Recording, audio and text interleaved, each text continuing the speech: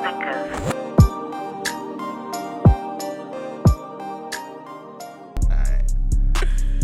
Alright, man, let's stop that shit. Oh, damn, it didn't stop. Stop that shit.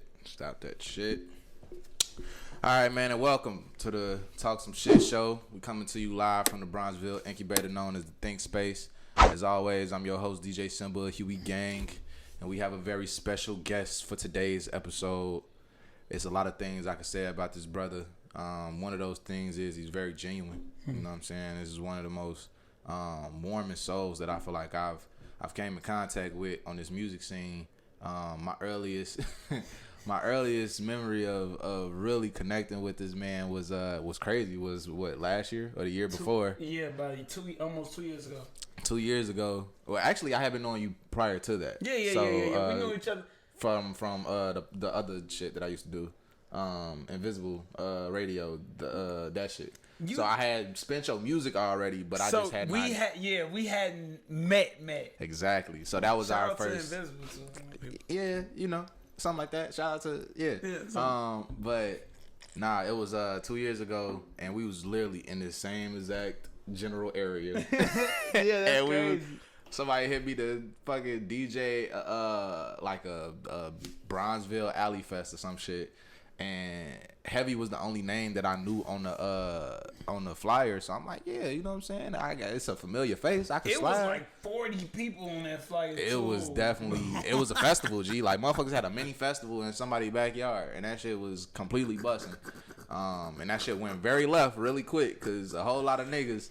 I was definitely ready to knock a nigga block off. And Heavy came up and he was like, hey man, like I had 30 artists running up to me like, you got my music, you better have my music. Yeah, I see what type of night it's gonna be. Yeah. And Heavy was the one nigga that was like, you know what I'm saying, one of the few, because there was a couple other ones, but you was the first one to be like, hey bro, don't let this shit, you know what I'm saying, like stay calm. What is it that I could do to help you? Like, you know what I'm saying, like I know you don't have my music already, so what like he was just very attentive and very aware, and I fucked with that from a real nigga's aspect, because a lot of niggas ain't gonna do that. Just I ain't even finna get on that rant, you know what I'm saying, being a DJ and what I gotta go through as a DJ, but I appreciate you. So ladies and gentlemen, we have Heavy Crownz. Let's clap it up. Yes. It's How a you pleasure feeling, man? to be here. I'm blessed, man. I feel amazing. I feel really good. It's a pleasure. I appreciate you sharing that story. When I met you was going through it a little bit. I was definitely, you seen the look in my eyes. Like I ain't even had to say nothing. Like I was just that ready to just beat a nigga ass. Like I sensed your energy. I just felt like I should speak some positive. And you had a great set too. Thank you. Because you gave that energy to me, I was able to get that back to you and make sure that your set was flawless. It was that shit was cold. That shit was cold. Yeah. It was a vibe for sure. Yeah, I'm good, bro. How are you? I'm great, bro. Life is good. Life is great. Man, this is episode 3 of this podcast. This shit going strong. I'm definitely more focused than I feel like I've ever been in my life. So nice. It's cool, man. Before we start the show, we want to say don't forget to subscribe to us on YouTube. Excuse me. And like the video, you know what I'm saying? And leave a comment. Whatever you feel like, you know what I'm saying, as far as you talking your shit. Excuse me, this Heineken trying to beat my ass, bro. All up in my chest, you feel me? In the lung area, you feel me? Alright, so yeah, man, we're gonna start it off with the segment of pick a topic. Any topic, right? So I told my boy Heavy to pick a number between 1 through 30. Go ahead. What was that number? A topic between 1 and 30. Pick a number between. Okay. Yeah. I'm gonna say 25. 25. My brother Richie, what's going on? My brother Rich, my brother. 25. Damn, that was probably y'all. All right, man. We was talking about this already too. Wait. Yeah. 22. Nah. It's too late. Nah. It's cool, brother. It's a good topic though. You know what I'm saying? So, I guess how can I start this off? I don't really ask no questions. The topic is gonna be Chicago. You know what I'm saying? Because we both. Where are you from? I know you're from Chicago. I know you're from the crib. But yeah, for sure. I was born and raised on 63rd in Parnell. That is right between Normal Street and Houston Street. Normal to my west, normal to my west, normal to my east. That's why I'm born and raised. Absolutely.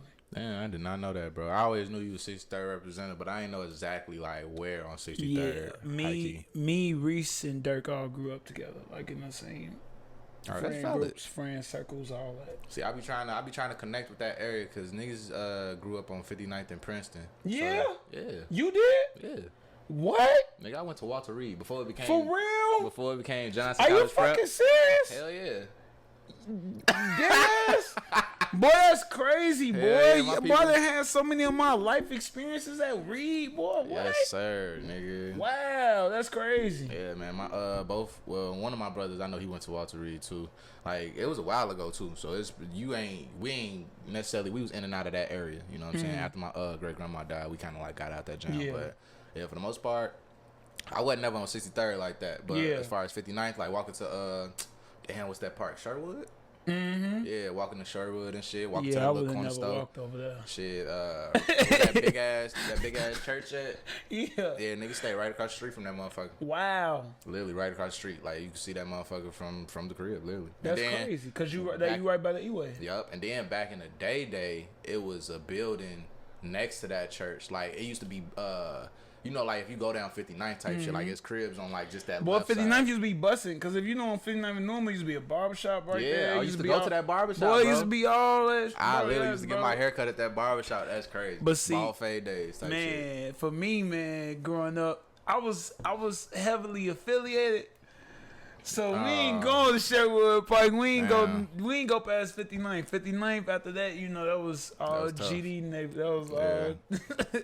See, my oldest brother, he be on that shit. He definitely made sure I ain't have to go through none of that That's shit. a beautiful thing. He definitely, it was just, you know, he put the fear of God in me. You know what I'm saying? If I find out you gang banging, then you gonna have something to cry about type shit. There you go. I'm like, bro, I don't even want no problems. You know what I'm saying? That nigga be scaring me sometimes. But last time I seen that nigga, bro, I tell everybody this shit. Last time I seen him, he pulled up to the crib, like this crib. He was outside, you know what I'm saying? I guess just, you know what I'm saying, the mindset of where somebody is when they live that life. You feel me? So, like, I know niggas that's in that life, but he got some years on us, you know what I'm saying? He pushing, I think he pushing 40. He gonna be probably like 40 this year. Oh, yeah. So, that's your big brother. Yeah, that's my oldest. Was good. That's the OG right there, you feel me? So, yeah, folks says he pulled up and he was just like, you know, it's kids running back and down the street and shit. You know what I'm saying? Motherfuckers moving quick. If you mind me asking, how old are you, bro? I'm 24. Oh, okay. Yeah. So I'm 20. I'm the baby out of all of us. I just turned 28 last month. 28. Oh man, congratulations, brother. Thank you, know what I'm saying? Thank you. Another year around the sun. But yeah, bro ass up the pole in the car, and I'm just like, bro, like he ain't up it on me, but he just upped it because he felt prepared. Yeah, but it's like, bro, we been staying over here for a year, like ain't shit really went off. And if you knew this area, you'd be like, bro. And I know this area, and I got OGs that stay in this area. So like this area definitely used to be hot. So I don't know if he just thinking like what it used to be like back in the day, or maybe it's some underworld activity that going around here that niggas don't know about. Like nah, bro, he just know what it used to be. That's a theme with a lot of brothers around his age that you know escaped this chaos and wasn't around to see the process of the change of the certain neighborhoods. And for real. So when you be like, yeah, shit, I'm posted on 47 right now. Certain motherfuckers it's hot like, over there. Oh, you got your blick on you. It's like, damn, bro. It's sweet. Like, you got a couple clubs, you know what I'm saying? People talking to themselves. That's it. You feel me? So as an artist, because I don't, you know what I'm saying, we ain't really fully introduce yourself when you're not down, but you know what I'm saying, my boy, he's a rapper extraordinaire, you know what I'm saying, God body in his greatest form. So like, how do you feel about, because I know me being artist as well, a DJ for a certain just a certain last 5 years, it's like this common not misconception, but it's a common like topic of conversation as far as like, if you from Chicago, you got to leave Chicago in order to be successful. So like, how do you feel about like moving out of Chicago to quote unquote become successful? Yeah, so I'm definitely gonna dispel that myth. But what I will do is I will communicate an understanding of that perspective and my bridge of understanding to it. So like, nah, I don't think that you have to leave Chicago to be successful. I think you have to question what success is for you. Exactly. One. Two, I think that Chicago is really big on one thing I'm learning, and I want to see, and I want to speak into this for myself and the firm for myself is Chicagoans really want to see if you about what you rapping about. No, that's valid. I think that I'm gonna pull a card quick. I think that the people that are most authentic and able to brand and market their authenticity the right way are the ones that are quote unquote successful in Chicago. So yeah, no, I don't think I have to leave to have success. In my eyes, I'm already very successful. But what I will say, that was the other part. What I will say is, it is important, period, for you to network outside of your city, though. That is factual. And it just depends on, how much impact do you want to make? Do you want to make as an artist? Do you want to just, be citywide known? Or do you want to be nationally known, internationally, global? That's multiversal. It's really up to you. I'm from Chicago. I plan on cementing my foundation here in Chicago. And last year, me and my homies went on the 27 city tour around America. Yeah, man, I seen that shit. How was that, bro? Amazing. Yeah. And we got a documentary coming out. Ooh, hey, that boy working. Absolutely. We've been meeting for the last 4 Mondays. Watching episode after episode, so it's gonna be like a docu-series. Editing the episodes, watching them. Shout out to local legend films, amazing film production company that shot it and then is working on it with us. And so when you see it, bro, bro, when you see it, that's valid. That's valid. It ain't like, okay, I'm just gonna get excited for a second. It ain't like, oh damn, that's a cool video. Damn, that's cool. Nah, bro. Like I've watched some of these episodes and damn, they've been in tears. Damn. So I ain't gonna cap. The tour was amazing, breathtaking, loving, learning experience. When the docuseries supposed to drop? So we're gonna release episodes at a time. So I'll let you know. Oh man, definitely keep me in the loop, man. Keep me in the loop like a motherfucker. You gonna feel like you went on it with us when you watch it, man. Cause it seemed like that shit came out of left field, bro. Like I think I just looked up one day and seen your ass was on tour, and I was like, damn, that shit is beautiful, bro. Like I love seeing my niggas get to it, or like just elevate within their craft. Like at some point, I think everybody should, go on a tour or do their version of a tour, whatever it is. Cause I did like a little college tour. That shit wasn't really. I mean, looking back, don't say it wasn't. It wasn't to me, but it was to everybody else. Like I didn't recognize the impact of me doing it. What that looked like on the outside. Cause it's like it's me. I'm going to these schools, but like on the outside, motherfuckers like, damn, bro, that shit raw. And it's building like your resume. Of a sense. So. Yeah, man. Anytime I see one of the guys, people that I fuck with, like elevating they brand or they craft, that shit felt good. So I looked up and it was just like the Red Summer Project. I'm like, damn, that shit cold. We had to make it. My music is bigger than rap. Like my life reflects my music. My music reflects my life. My life's work is serving, and so. It had an educational aspect to the Red Summer Tour. Basically, we seen all the racial tension that was going on in the world, and last year was the centennial year of the Red Summer race riots. Well, race riots were just spurring all around America last year. And me and my brother sat down and was like, yo, we need to go across America and love on people with our talents, with our art, with our voice, and created a whole package event. To go to 27 cities and to activate, to love on people, to pray with people, to meditate with people. And we did that all across America, telling them about the race riots and why it's important for us to really zero in on our commonalities more than our differences, because once you get to know someone, you're less likely to harm them. And seeing everything that happened this year was like, wow, God. Yeah, like, full circle type shit. Yeah, bro. It's clips in the docuseries that's going to be like... What year is this? Why was we so ahead of time? Like, why was we on it last year? Man, what is time? A concept, nigga. It's complexities within time. Time ain't even real. Yeah, so we was right on time for that. And we right on time to talk about it and share that story this year.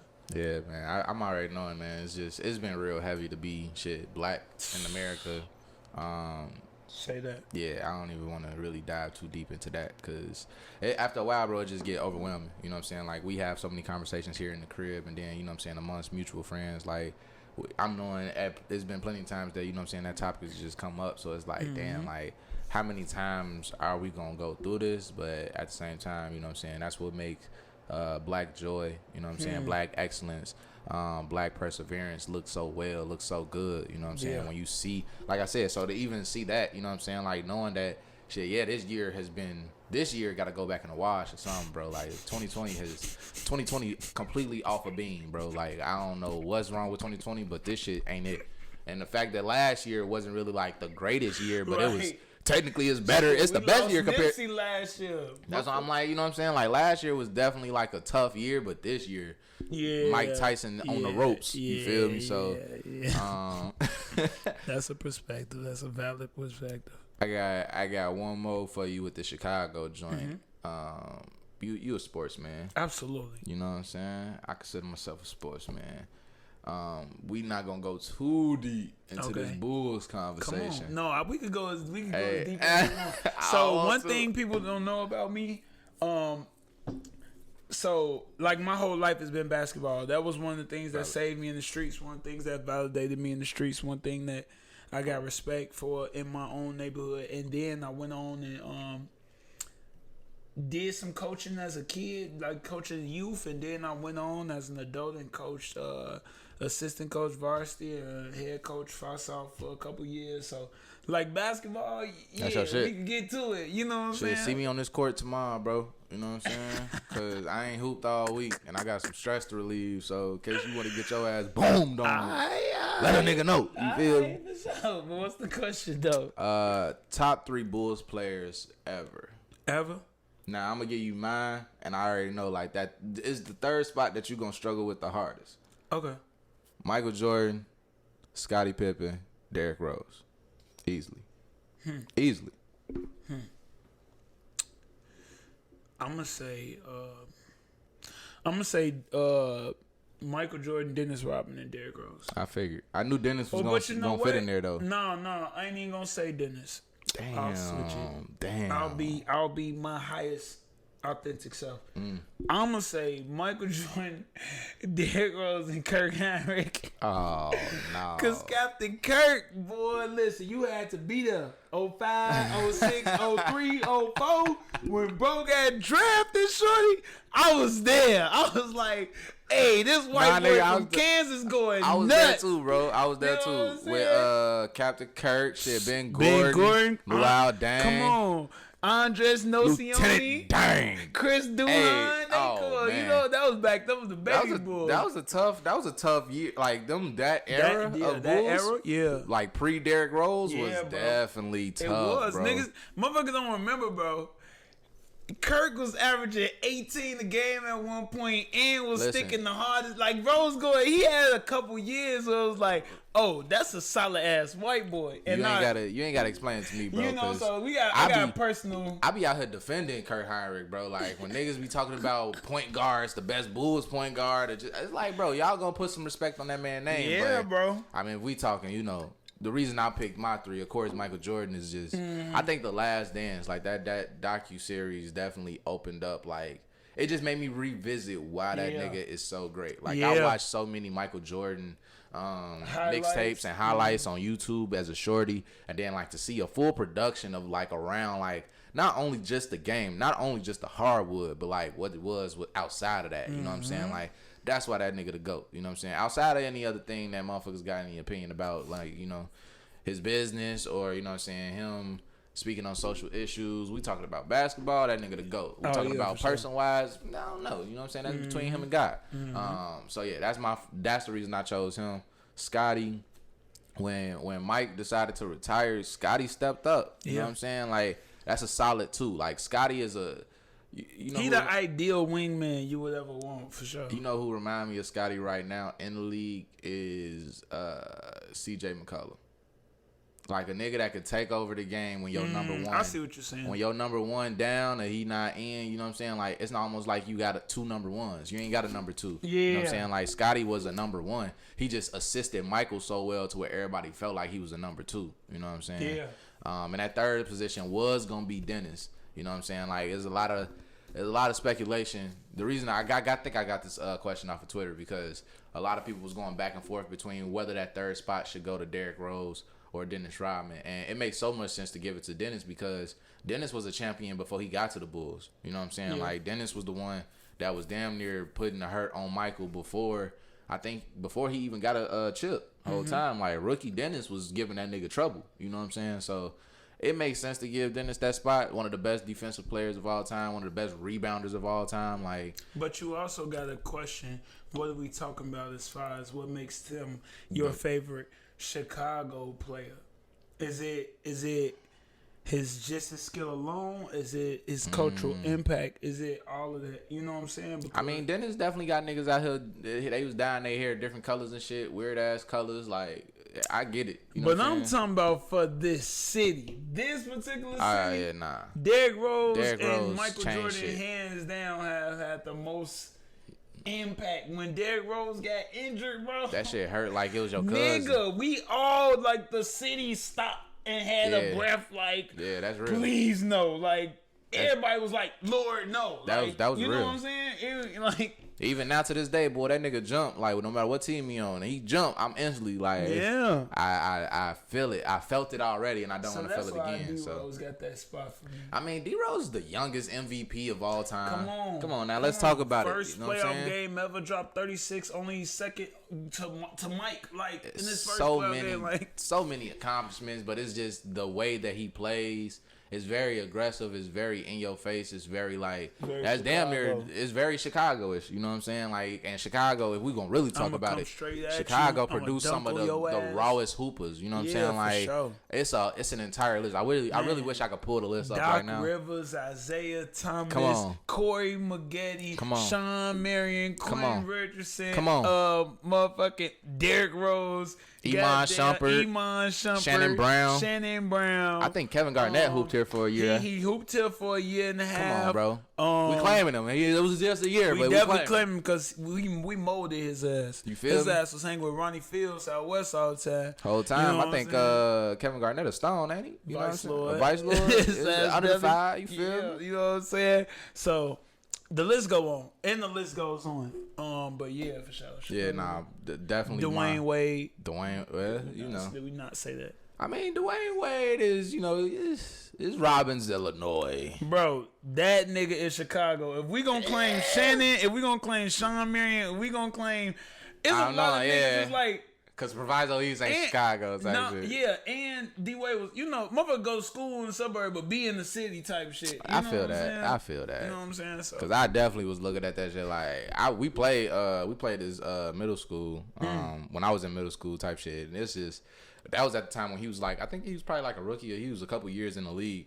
And that nigga was throwing bread back at their ass, bro. We came out in the regular ass middle school uniforms. Niggas got different shoes, different socks. We looked terrible compared to them, boy. Motherfuckers came out with a theme song, bro. I'm telling you, we was what you call it? We was hooping around or whatever before the game and shit, Warm-ups. like the warm ups type shit. And the lights went out. Motherfucking fat ass, bring them out, bring them out, bring them out, bring them out. It's hard to yell when the barrel's in your mouth. Fat ass strobe lights come out of nowhere. Boom, boom, boom, bring them out. And then I'm like, bro, these niggas got matching fits. These niggas got jumpsuits. These niggas all got raw ass Jordan shoes. I'm damn, bro. I should have just went here for middle school just to be on the team. Like, yeah, nah, that shit cold. Bro, I though. remember my freshman year, I went to Leo High School, St. Leo, my freshman year, and we played Simeon. Now, I wasn't on varsity. I ain't finna cap. Type shit. Don't tell no lies. Niggas fact check you real quick. Motherfuckers I be wasn't on detectives varsity. I was online. I was on freshman. You know, I'm captain. You know what I'm saying? And we played Simeon, and D Rose gave our varsity 40. Damn. On an easy night. That nigga had homework that night. He like, let me hurry up and kill this shit. Hey, Leo, no, it wasn't like that though, cause Leo definitely shit. a hoop in school, yeah, for sure. That's why we was, even though we was Catholic, we was in the same conference to play. We was able to play Simeon because we was both top schools type shit. That's valid. Yeah, they did that to us. Man, you talking about a raw nigga doing something to your school? Gee, I had been dropped out of Eastern. I think I dropped out 2015, but. I had seen the game that Ja Morant played against Eastern in college. Yeah. He did they ass so dirty, bro. Damn, that's raw. Bro, I had niggas calling me like, bro, we was there. Like, and then to see him go to the league and do the same thing that he doing in the league, what he was doing in college. So just imagine, like, he's always been that explosive ass nigga, get to the basket, bucket ass nigga, bro. Damn. So, yeah, Ja Morant, this is also... It's kind of off topic, but on topic because we talking about sports and basketball. But Ja Morant, I don't care what nobody say, bro.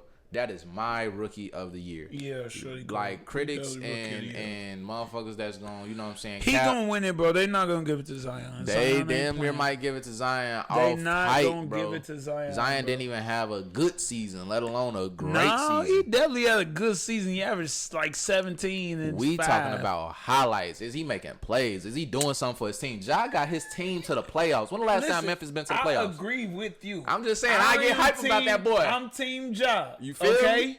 And Zion had a very solid ass season. And Ja just was raw. It's just and shaky. Ja led his team to the playoffs. It's shaky. You know, like Zion had, you know what I'm saying, some good moments. In the past, I'll say this because in the past there's been rookies of the year that only averaged 15 points in the season. Okay, and valid. they still won rookie of the year. You know what I'm saying? So right. like he had a good year, but Ja just was going crazy. Going you know crazier, bro.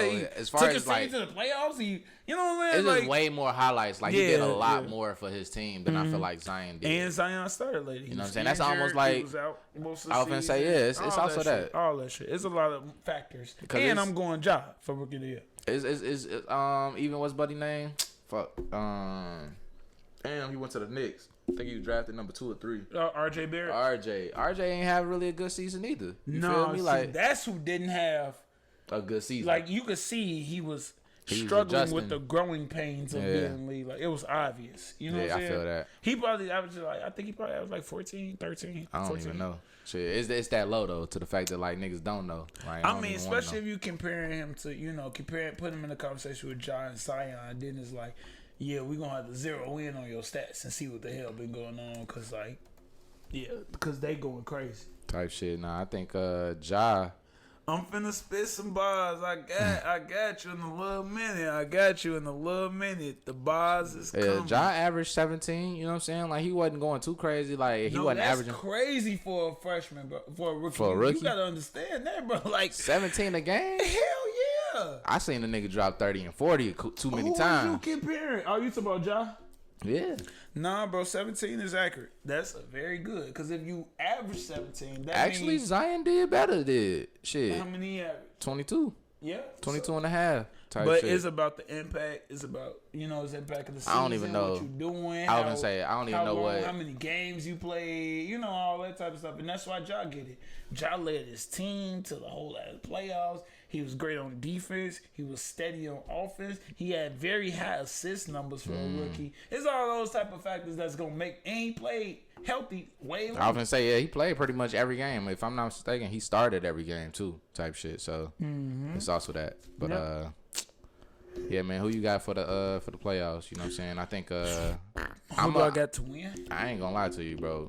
LeBron looking real hungry this year. I'm going to just go say the Lakers going to win it. Yeah, that LeBron AD combination is really fucking tough to deal with right now. Like a lot of people had they money on Blazers. Yeah, on CJ and Dame, because Dame was 60 piecing niggas 3-4 games back to back. I'm like, as a Lakers fan, I'm like, hey, it's looking a little. I'm worried. You know what I'm saying? And then. Sure enough, you know what I'm saying? The Lakers pulled out on top. Even CJ having this nigga was playing with a broken back, bro. That shit was crazy. Like a broken back? Yo, it's a little. They exaggerated a little bit. It's that, but it's something his wrong. back was definitely fucked up. That's what I'm saying. Like I've had, you know what I'm saying, certain things with my back where it's like, ooh, that shit irritate, that shit hurt. But the fact that your ass is still playing professional basketball with something wrong with the thing that you need in order to run, walk, jump. You know, the basic shit that you need to do in basketball. Like that said a lot. You know what I'm saying? Even I ain't gonna lie, that was it I'm trying to think. Was it yeah, they had to play Memphis before they played the Lakers, right? Yeah. If I'm Blazers? Not, in order to get to the playoffs. Yeah, CJ did y'all dirty, bro. It was T Money, my sister. It was like 2-3 possessions where he gave that nigga the whoop wop bam bing step back with a broke back. He just welcomed him into. He welcomed John in the league right there. But yeah, let's talk. I got a lot to talk about as far as, well, I ain't gonna say a lot. I got some announcements to make for sure on the music side too. I mean, if you want, you know what I'm saying, get that out, go ahead, do your thing, brother. Yeah, new tape coming. Couple new tapes coming. Couple.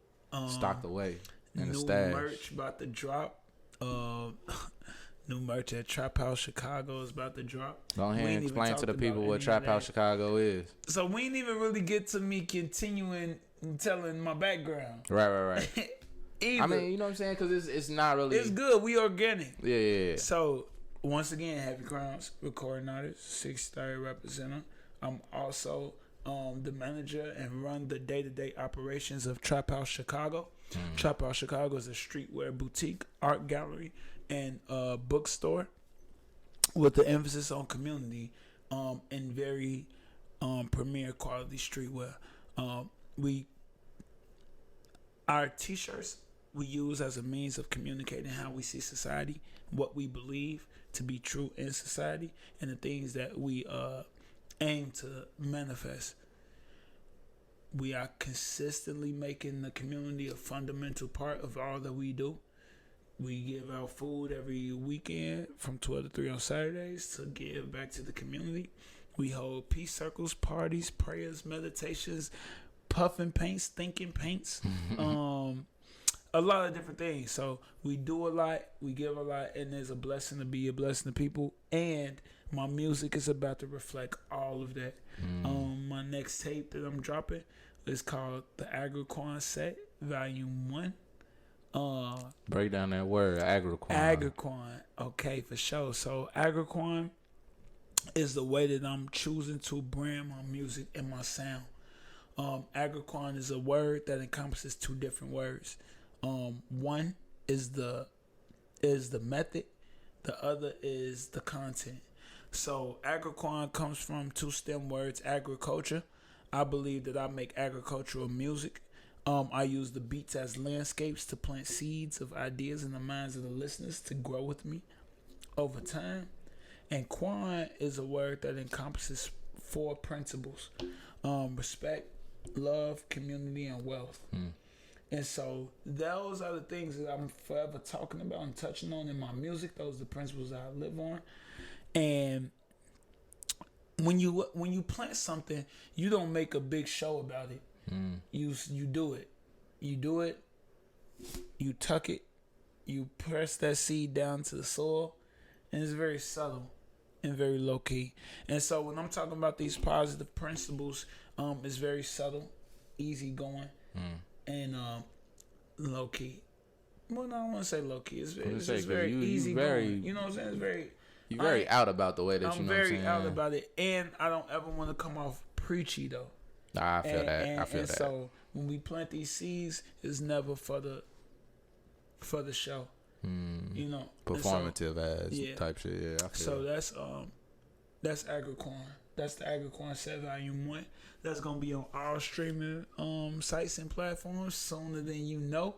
I encourage you to stay tapped in, because when I drop the tape, it's gonna be merchandise dropping. It's gonna be the Red Summer Tour docuseries dropping. And so as you listen to this new tape, you'll see all these, from the docuseries to the merchandise. You'll see what I'm doing presently and what I have done to validate the things that I'm speaking of and passionate about in this tape. So yeah, for sure.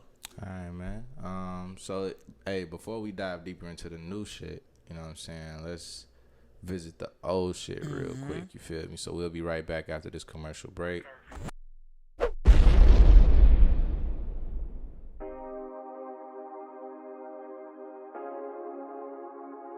Oh yeah.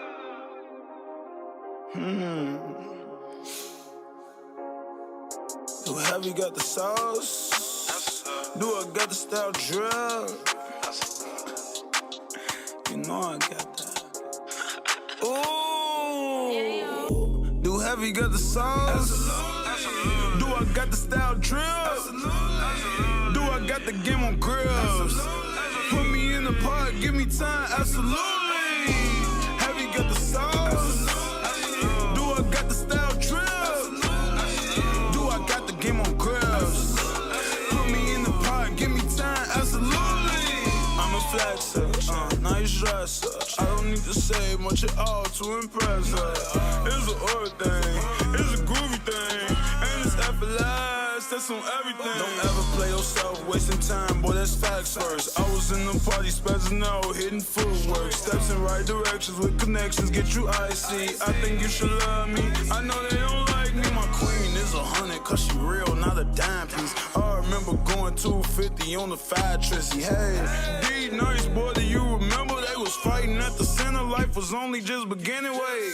Now we own it, and they want it. If you don't bleed how I bleed, we disown them. Try strong, master lock, baby. If you hated on me then, well, have you seen me lately? Do heavy got the sauce? Do I got the style drip? Do I got the game on grills? Put me in the park, give me time, absolutely. Heavy got the sauce? Do I got the style drip? Do I got the game on grills? Put me in the park, give me time, absolutely.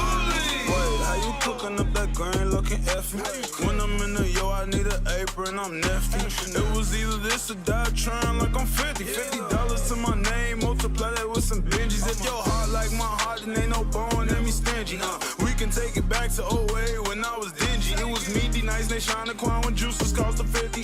Now these people dig me. Good vibes, they live me. Need linguine with the fettuccine. I might add some kale. Ugly you with the nappy roots. I just add a tail. Never follow, even when I posted up, throwing L's. Now I love the life I live by the smell. You can tell trailblaze like me. Who point them out? We need much more then, cause most these rappers boring. They don't know they selves. They like Dora, still exploring. I ain't mad. I'm just in my bag, showing them the door, man. Ooh. Oh my goodness, yeah. That's the sauce, yeah. Let it drip, yeah. The great thinkers. All right, man. So, welcome back to Talk Some Shit show, and we just want to emphasize that this show is a platform for all artists. So, if you are an artist and want to have your music on the show or be a guest, please follow us on Instagram at Talk Some Shit Show and DM us, you know what I'm saying, your email, and let's build. Also, this episode is brought to you by Anchor.fm. Who is Anchor, you ask? Well, Anchor is the easiest way to make a podcast ever. Their mission is to democratize audio. They believe everyone should be able to have their voice heard, regardless of background or experience level. If you ever tried to start a podcast, you know all the logistical barriers that can stand in your way. At Anchor, they aim to remove all of those barriers. Their main goal is to make podcasting easy and fun without sacrificing the quality every podcaster deserves. So, yeah, man, we want to just shout out our sponsors real quick. Also, too, in the description of the YouTube video, or, you know what I'm saying, in the description for most of wherever you can find this podcast, there should be a listener support link in the description. And what the listener support link is if you feel like, you know what I'm saying, you want to toss a little bread, donate, you know what I'm saying, to make this podcast better than what it is, you could donate at that link, and that link will be in the description. All right, now that we back, you know what I'm saying, into the thing, we here with Heavy Crownz. I mean, we could talk about Aubrey, you know what I'm saying? That's how I damn near start off every segment of Aubrey. Like, we could talk about Aubrey, but, you know what I'm saying, I understand Drake don't be really on too many people's minds. I think, I mean, shit, what has Drake done recently? Well, you heard that little unreleased joint, him and Roddy Ricch, you know what I'm saying? So, yeah. I think the next... he didn't drop more than that, though. As far as, I mean, yeah, the last joint with the Laugh Now, Cry Later, like, we had already discussed that. That's a hit. That's definitely a hit of whatever is left of the summer. That little baby, that shit is gonna carry that song probably farther than what it needs to go. As far as like the next album though, I think the next album is technically called Certified Lover Boy. So it's like, damn, is Drake going back to, Heartbreak Drake? Is he going back to Take Care Drake? You know what I'm saying? Because he been on some rapping shit for a while now. You know what I'm saying? Yeah. I haven't heard him really like crying on the song. Yeah, you feel me? Like, it ain't been too many Keishas and tell Keisha, you know what I'm saying? Tell CC, like CC didn't look. I don't know. You know what I'm saying? He got too many shorty names. Can't keep up. So what you want? I don't know what to expect. I did hear about him dropping the Certified Lover Boy album. I think that anything Drake drop is gonna do numbers. I think Drake dope. I think he amazing. I think that he has the lyrical ability to, match up with any, hardcore rap fan, and then you got the R&B, the pop, you know what I'm saying? That brother doing his thing. He is not one of my favorite rappers, but he is much respected by me though. Why is he not one of your favorite rappers?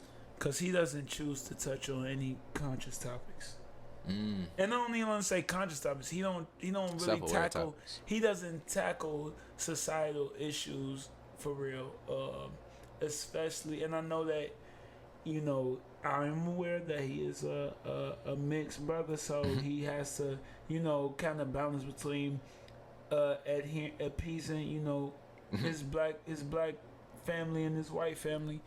So think it was that deep. I could only imagine, what that looks like for him, trying to manage those expectations. But yeah, my heart, Common is my favorite all-time rapper of all time, and so the societal aspect, our struggles, our tribulations, I love it when an artist can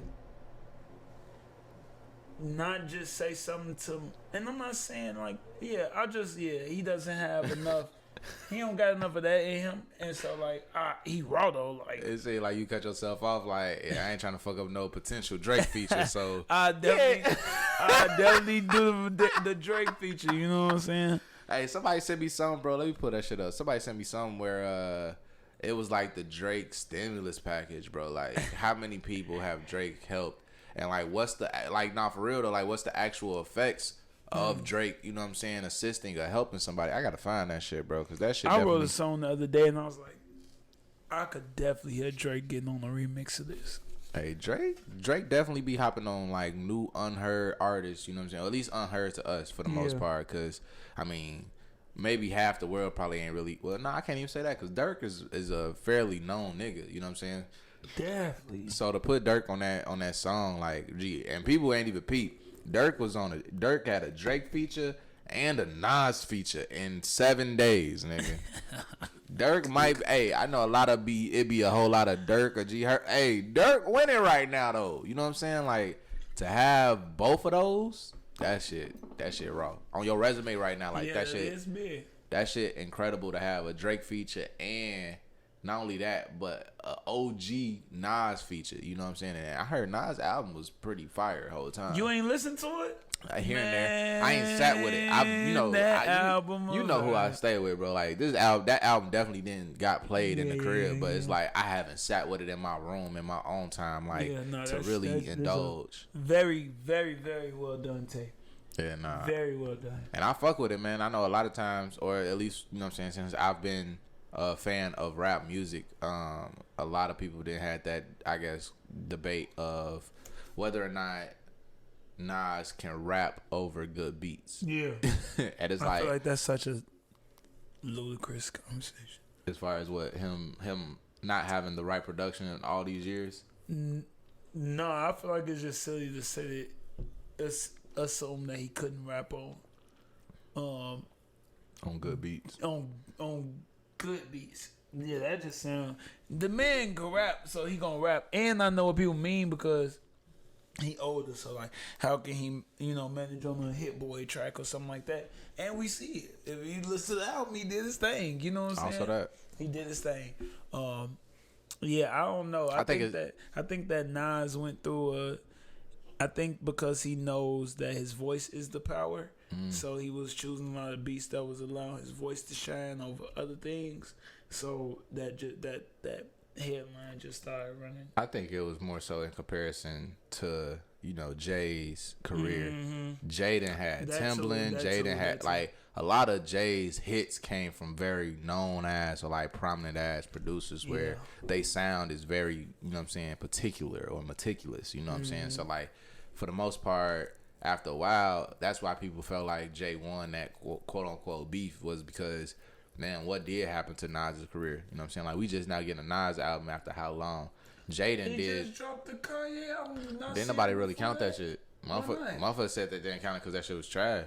And it was mainly because of Kanye ass. You know what I'm saying? Like, them beats, like, that. If it was the potential that really declined what that album could have been, basically. So, like, when motherfuckers heard Nas on a whole album of Kanye beats, it was like, oh, yeah. We was thinking, like, Kanye in his right mind, the old Kanye. We wasn't thinking, like, Yeezus Kanye, like, these trash-ass beats, damn near electronic-ass, poorly sampled as, like, you throwing the whole sentence into the sample. Like, it wasn't really, in my professional opinion, it wasn't really that good. You know what I'm saying? As a DJ, it wasn't. Nah, it wasn't Nas, like you said, it wasn't amazing, but Nas gonna spit, you know what I'm saying, regardless. Like, it's that. It's always that. I think it's just that the other piece you said is he's just constantly being compared to Jay-Z, so the brother can't even live. Like, he can't. I was gonna say, too, it's not even really the fans' fault or his fault. Shit, Jay dropped the song the same night that Nas dropped the album. Like, that's the little petty shit where it's like, you gonna keep that conversation going because instead of worrying about Nas' album, now we like, oh, Jay dropped something. So we gotta, he was on some nut shit. Back to this Drake stimulus package, though. Drake has assisted 32 artists to their highest Hot 100 position. Damn. Like, damn, G. And 2 Chainz is on here. 21 Savage, A$AP Rocky, Block Boy JB, DJ Khaled. Damn, DJ Khaled didn't have a... That's crazy. I would feel like DJ Khaled, because he collaborated with so many artists, that a song without Drake would have done that before Drake. But even. you gotta know that when we the best really went mainstream, it was around the same time Drake was getting. You know what I'm saying? Even then though, like, you think about shit like what's that song? Everybody hands go up. All it was win. That wasn't a Hot 100, like a high ass Hot 100 song. That's not. I don't know. That wasn't higher than. Well, I mean, I get it because it's Drake. You know what I'm saying? But it must be something about DJ Khaled on different tracks. What is he doing? If he's like, if it's his, if he a feature, if he just, that probably most of them songs, most of them be his shits. You know what I'm saying? Like, even now, like, of course we know that Khaled don't rap type shit. So Khaled got hella songs where, like, he damn near don't even say nothing and niggas just get to start rapping. You know what I'm saying? Yeah, no, I'm just trying to figure out why that's that situation, because that definitely was a super major hit, but maybe it was like and it was Pains and it was a couple before that too. Like what's the other one? Not I Go Hard. I'm trying to think. Khaled had a couple ones before Drake got to this level of superstardom where, like, we knew who DJ Khaled was because he was We Taking Over. Like, nigga, what? Wayne verse? That shit was everywhere. So I couldn't even imagine, like, whatever Drake did with, and thinking about what was the DJ Khaled Drake song that probably got him there. I can't even think right now. Cause it can't be. Nah, that was Rihanna shit. Nah, that was Wild Thoughts. Was that Rihanna or Khaled? It had to be Khaled. Cause Rihanna ain't dropped shit. I don't know. That was a hit though.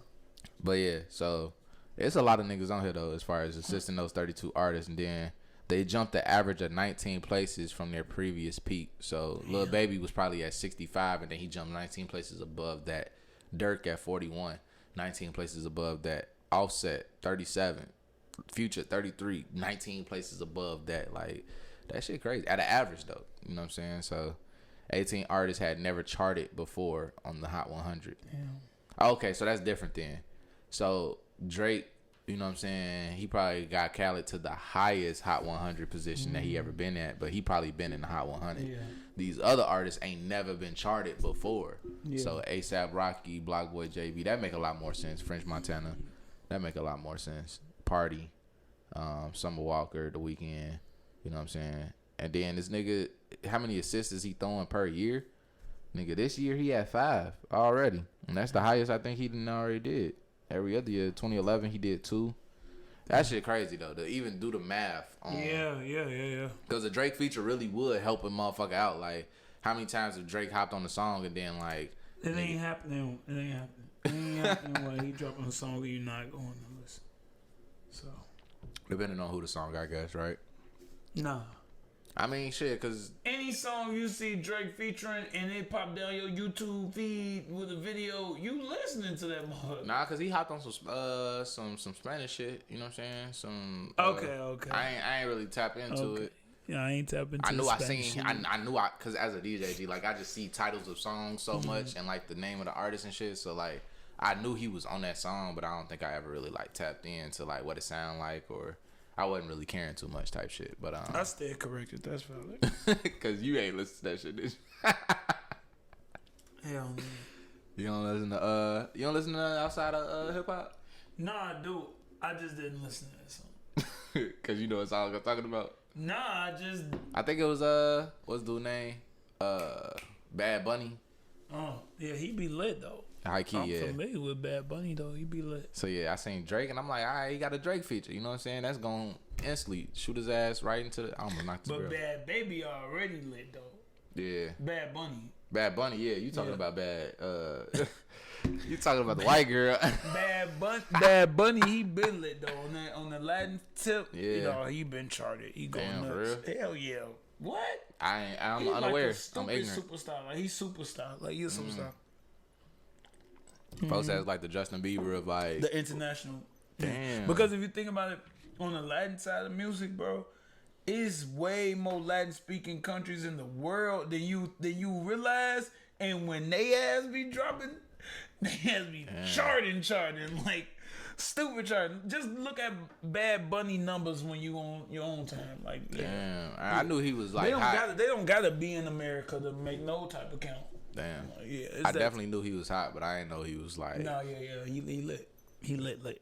Yeah.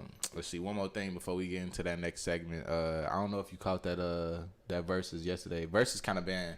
I didn't. I heard it was. I ain't catch it at all, but because I'm not like an R&B nigga. You know what I'm saying? Yeah. Like I'm very tapped out of like R&B. I stopped at like shit Michael Jackson. Like. Michael Jackson made soul music, but then it transferred into R&B. So Michael Jackson is probably like the only R&B quote unquote artist that I've probably like listened to heavily. Other than that, I damn near don't even know what R&B is based on like what mainstream version of R&B, like Chris Brown, Trey Songz, the niggas that be crying when they sing, Ella Mai, Summer Walker, like that. That's R&B quote unquote to me, but I know that that's not what R&B is based on me being a DJ. Like I know it's niggas like a lucky day, a motherfucking what's the dude's name? I need me a sugar mama. I can't think of his name. Anderson .Paak. That's not Anderson .Paak, but it's still Anderson .Paak though. You know what I'm saying? Lucky Like Day. It's a lot of niggas that like, you know what I'm saying, really hold R&B to a certain light. So when I seen Monica and Brandy, it's like I can't even tell you. Yeah, nah, I'm a little tipsy, but I still can't even tell you like a name of a song by neither one of them. That Boy Is Mine. That's the one with both of them. I know that for a fact. Brandy, I Wanna Be Down. Ah, okay. All right, I see you. Monica got goddamn. Is it Angels? Is that her song? I can't even fact check you. Yeah, because I wouldn't know. No. I've been around a little bit. Type shit. And we was talking about this before I was setting up and shit. You know what I'm saying? You skate. Mm-hmm. You skate like you skate. I skate. Like, and I'm not raw. I'm just good. But I skate. Wait, whoa. What's the difference? Because bro, when we went skating last week, bro, all of them motherfuckers seem raw. Like, if you can do anything other than push and just glide, you raw. No, if you could pick your foot up before the other one and get the like, if your upper body dancing and you just glide, nigga, you raw. You raw to me, cause I can't do that shit. Soon as I get in the groove and I get the off balance, now I gotta reset. You know what I'm fucking talking about too. I mean, it's levels, you know. It's like somebody that don't really hoop like that seeing a person that do a crossover in the left hand layup, like, damn, he raw. But it's a dude out there that can do an in and out crossover, step back to the side, fading away and drop that bitch. And you like, oh, okay. He just super raw. You know what I mean? I'm not. So that's like with skating. Like, yeah, I'm good. And it's people, bro, that's like doing amazing shit. I'm not. Bust a flip on a split. But and we went to a spot, that shit was like, what, 25 plus type shit. And I seen motherfuckers in there that was definitely probably double my age, but she was hitting the sweetness off a roll bounce, bro. Like, I'm talking about spinning the circle, hit it, bow, then get back, bow. Like, bro, what the fuck, nigga? I went around the circle once, my knee started hurting. I said, nigga, let me tap out real quick. Let me hit this bench. I feel it in my joint. That shit ain't gonna work out. You know what I'm saying? So, yeah, I never really been a skating nigga. I wanted to. Now that I got older, I feel like as a young nigga, when you went to the skating rink, all it was we finna put these skates on and we finna play tag on them motherfucker. You know what I'm saying? Like, who can go the fastest? Yeah. I didn't grow up skating or stay in the skating culture enough to know about grooving. You know what I'm saying? Like, when niggas get on that motherfucker and just get the last week was an experience, bro. I'm glad you went, and I encourage us, young black millennials to get back in the skating rink, man. For the energy, for the culture, for the community, and for the exercise, and for the overall. Yeah, it's definitely an exercise, boy. Motherfuckers' legs been wobbling since last week, bro. Like, I don't think I'm probably gonna go skating again. Like I said, see me on this court. Shit, I stretch before I start hooping. You know what I'm saying? Then you can see me. Did you stretch before you start skating? I didn't, type shit. But that's some shit that I don't be thinking about. But I ain't seen none of them old motherfuckers stretching though. You know what I'm saying? Like, I ain't seen nobody. I seen niggas with knee pads. You know what I'm saying? They was prepared for that shit. I ain't seen nobody stretching. It was just one nigga, bro. He came in there. He had a lime green fit on, bro. He damn near probably looked like he was our age and he finesse type shit. But bro ass was in that motherfucker. He was the MVP of the night, bro. Folks ass was gliding backwards, bro. He was hitting the little ins and outs type shit. Bro ass was zooming. He was at least doing 50 miles per hour in that motherfucker, bro. Damn. Like, he was going like a blur. That's wrong. But because he was wearing such a bright ass color, you could see when he was coming. That's how I knew that shit. That's how I knew that nigga was going faster than everybody else. And then, the old heads, that slow song come on, motherfuckers booed up and shit, going backwards and shit. Bro, let me tap in real quick. I'll fuck with it. Yes, sir. I'll fuck with it, bro. All right, man. So that's all for today, man. We appreciate y'all for joining in with us, man. We want to thank our guest, Heavy Crownz, for putting up with us. You know what I'm saying? Talking this shit. You feel me? Thank y'all at home for listening and watching. Leave us a comment, you know what I'm saying, on what you think about shit. What you think about skating, or what you think about my man's bars, or what you think about, you know what I'm saying, your favorite Chicago Bulls player. Whatever we discussed about today, you know what I'm saying, leave a comment, you know what I'm saying, and tell us how you feel about it. Super grateful for the great thinkers and think space. Please follow the great thinkers on all social media platforms. Before we leave, we want to just say, don't forget to talk your shit. You feel me? We out of here. Peace, boy.